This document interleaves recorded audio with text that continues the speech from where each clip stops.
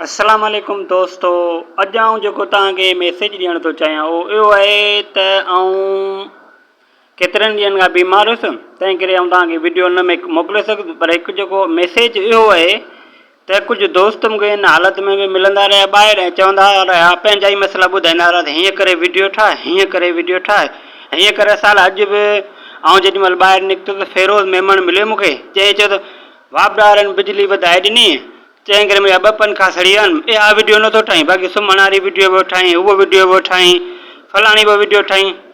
त आउं इहो चवणु चाहींदुसि त इहो ख़ाली मुंहिंजो कमु न आहे, तव्हां पंहिंजे मसइलनि जी पाण वीडियो बहितर नमूने सां ठाहे सघो था ऐं पाण पोस्ट करे सघो था, पाण ॿिए खे बि मोकिले सघो था।